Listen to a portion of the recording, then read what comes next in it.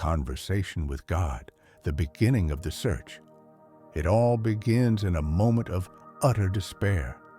Have you ever felt so lost that even words seem useless? So there I was, sitting in the darkness of my room, wondering if anyone was really listening. That's when something extraordinary happened. A voice, serene but powerful, spoke inside me. "I'm here," it said, as if it had been waiting for me to finally notice it. This conversation didn't go as I expected. There was no thunder or lightning, just a silence laden with understanding. And it was in that instant that I discovered that talking to God isn't about seeing Him, but about feeling Him. Questions that burn. The first question that popped into my mind was the most obvious. Why? Why the pain? Why the loneliness? The voice answered with a calm that disconcerted me. "You are not alone. You never have been. Every experience you live is a lesson, a step toward your growth."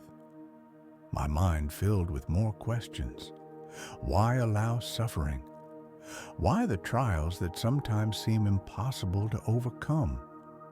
Suffering, he said, is a teacher, and each trial brings you closer to understanding your true purpose. It was as if each word was dismantling years of resentment and doubt.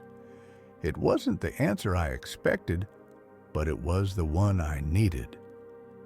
The silence that answers. There were times when the voice said nothing, and this infuriated me. "Why don't you speak?" he asked, almost shouting. But the silence wasn't empty. It was a reminder that some answers don't come in words. In that emptiness, I began to listen to my own soul, my own thoughts. I discovered that God doesn't always answer as we expect, but He always answers. Sometimes in the whisper of a wind, in the smile of a stranger, or in the stillness of dawn.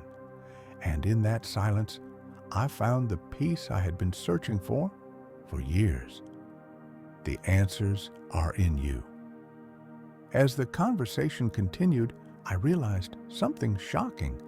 God wasn't giving me the answers, but guiding me to find them within myself. "Everything you seek is already within you," said the voice. It showed me that the connection with the universe, with love, and with peace does not come from outside, but from recognizing the divine spark that we carry within. I understood that faith is not waiting for someone else to solve our problems, but trusting that we have the strength to face them. The legacy of the conversation.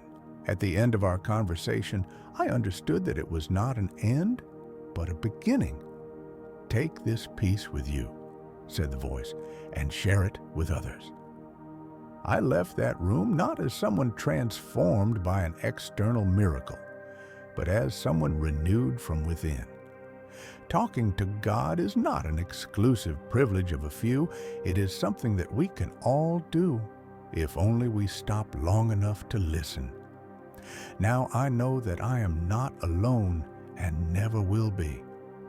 My purpose is not to find perfect answers, but to live each day with the certainty that everything has a meaning.